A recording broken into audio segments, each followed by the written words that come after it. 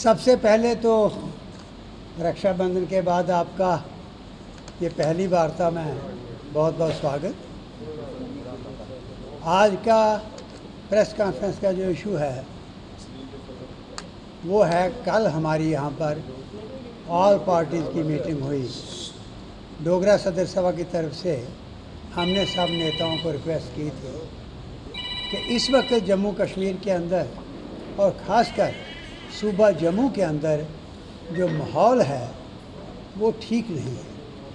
आप सब जानते हैं, हमसे ज़्यादा जानते हैं कि यूथ पूरा का पूरा जम्मू का सड़कों पर था। और इशू क्या था? इशू ये नहीं था कि वो नई चीज़ की मांग थी, बल्कि वो इशू जिस पर सेंट्रल गवर्नमेंट ने अपनी कमिटमेंट दी थी, टोल प्लाज़ा की बात थी। चाहे स्मार्ट मीटर के बारे में कई दफ़ा उन्होंने कहा कि हम उसको फिर से रिकन्सिडर करेंगे, प्रॉपर्टी टैक्स के बारे में कहा। ये सब वो चीज़ें थी जिन पर चर्चा चल रही थी और गवर्नमेंट ने एक दिन नहीं कई दफ़ा कई दिनों ये डिफरेंट स्टेटमेंट्स दिए उसके बारे में। और गवर्नमेंट खुद महसूस करती थी कि वो उनमें बहुत कुछ करना बाकी है, अगर इसको लागू करना होगा तो उसमें अमेंडमेंट लाना ज़रूरी है।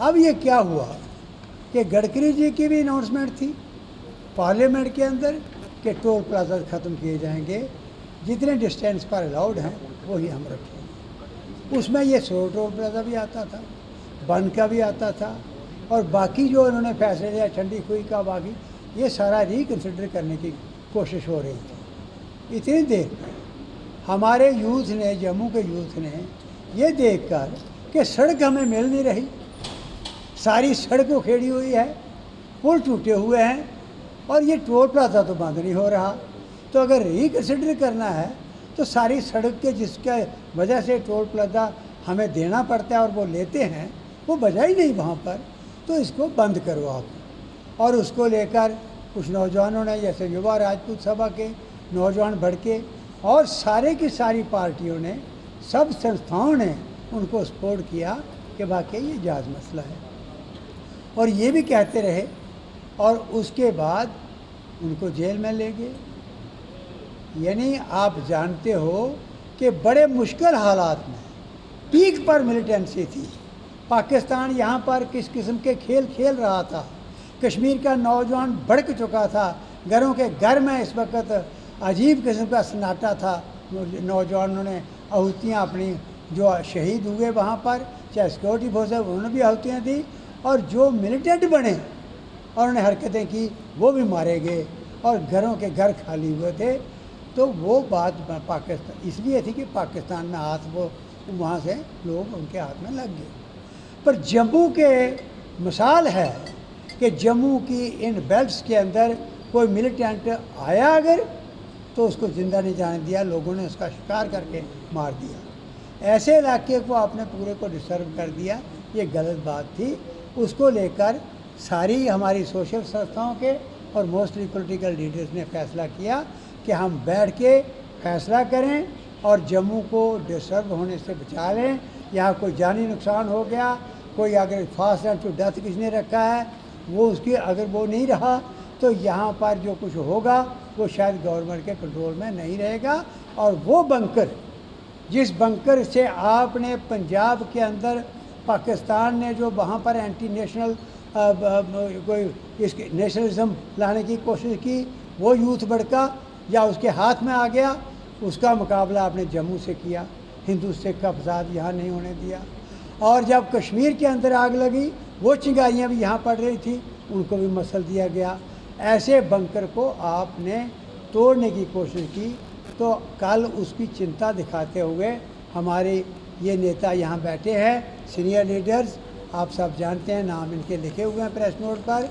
इनके अलावा बाकी लोग भी थे और बड़ा डिटेल मंथन हुआ, वो आपके सामने हम रख रहे हैं। सबसे पहले हमने ये कहा है कि गवर्नमेंट का जो रवैया है यहाँ के लोगों के साथ, वो ठीक नहीं है।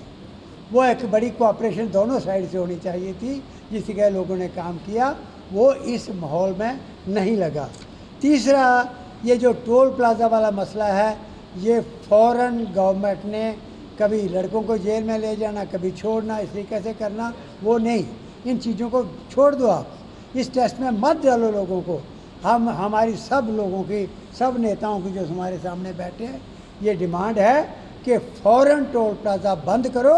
जब तक आपके रूल्स के मुताबिक टोल लेना नहीं बनता तब तक टोल नहीं लेना चाहिए। और यूथ जो फास्ट एंड टू डेथ पर था, कईयों का आपने कल कईयों के जो वो फास्ट वगैरह ख़त्म करवाए, लेकिन कुछ लड़के अभी भी हॉस्पिटल के अंदर हैं। अगर उनका कोई नुकसान हो जाता है तो बिल्कुल क्लियर कट रिस्पॉन्सिबिलिटी गवर्नमेंट की होगी।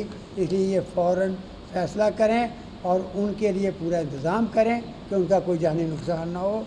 हमें इस बात की चिंता है। जो बिजली के स्मार्ट मीटर लगाए जा रहे हैं, मेरे साथियों, आप तो पत्रकार बंधु हो, आपसे ज़्यादा कोई नहीं जानता।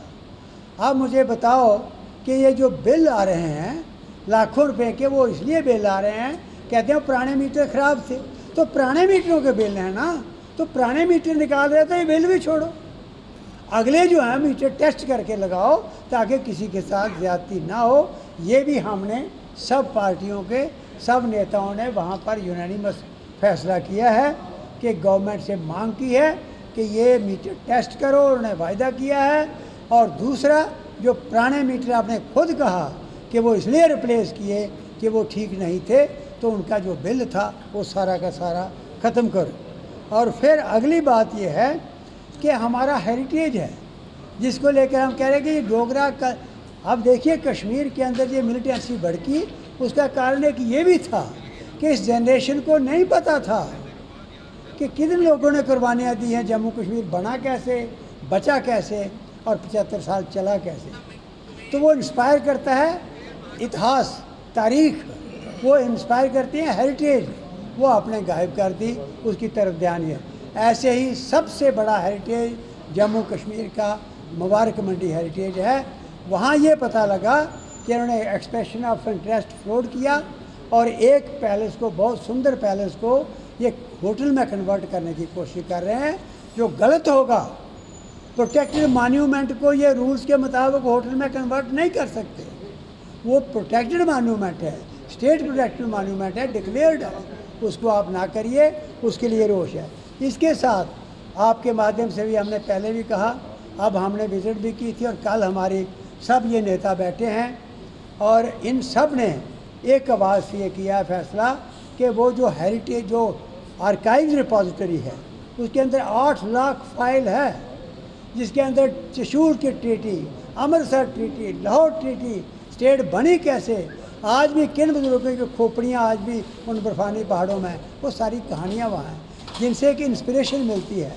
तो वो इतिहास से गायब ना हो जाएं, इसलिए वहाँ से उस आर्काइव को ना छेड़ा जाए, ये भी कल फैसला हुआ। और इसके साथ साथ आपके माध्यम से पहले भी कहा था, लेकिन आज सब पार्टियों के नेता हमारे बैठे हैं, इन सब ने ये फैसला किया कि हम गवर्नमेंट से ये मांग करते हैं कि रणवीर कैनाल, आपको बताया हुआ है, इस धरती पर ऐसी नहर और कोई नहीं है जिसका इतिहास ये है कि डायरेक्ट मिनरल, उसके अंदर पानी के अंदर मिनरल्स हैं, डायरेक्ट ग्लेशियर से पानी आता है। आरएसपुरे की बस बासमती के अंदर जो खुशबू है उस पानी की वजह से है। 64,000 हेक्टेयर ज़मीन ये इरीगेट करता है।